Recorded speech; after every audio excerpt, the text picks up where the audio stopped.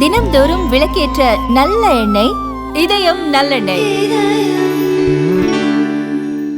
இந்து மதத்தில் சமத்துவம் இருந்திருந்தால் ஏன் மதமாற்றம் நடைபெறப் போகிறது என்று கர்நாடக முதல்வர் சித்தராமையா தெரிவித்துள்ளது பெரும் சர்ச்சையை ஏற்படுத்தியுள்ளது. இதுகுறித்து செய்தியாளர்களிடம் பேசிய சித்தராமையா, இந்து மதத்தில் சமத்துவம் இருந்திருந்தால் ஏன் தீண்டாமை கடைபிடிக்கப்படுகிறது? இஸ்லாம், கிறிஸ்தவம் உள்ளிட்ட மதங்களில் ஏற்றத்தாழ்வுகள் இருக்கலாம். இந்து மதத்தில் உள்ளவர்களும் பாஜகவை சார்ந்தவர்களும் யாரையும் மதமாற வேண்டும் என்று சொல்லவில்லை என்றாலும் மக்கள் இந்து மதத்தை விட்டு மற்ற மதங்களுக்கு மாறுகிறார்கள். மதம் மாறுவது அவர்களுடைய உரிமை என்று தெரிவித்துள்ளார்.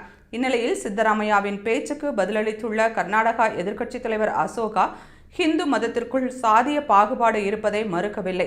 ஆனால் பசவண்ணா, விவேகானந்தர், அம்பேத்கர் உள்ளிட்ட சீர்திருத்தவாதிகளை ஹிந்து மதம் எப்போதும் ஏற்றுக்கொண்டுள்ளது. தனது தவறுகளை அடையாளம் கண்டு தன்னைத்தானே திருத்திக் கொள்ளும் வலிமை ஹிந்து மதத்திற்கு உண்டு என்று தெரிவித்துள்ளார். மேலும் ஹிந்து மதத்தில் உள்ள தீண்டாமை பற்றி பேசும் சித்தராமையாவுக்கு முஸ்லிம்களிடம் சமத்துவம் பற்றி பேசுவதற்கு தைரியம் இருக்கிறதா என்று அசோகா கேள்வி எழுப்பியுள்ளார்.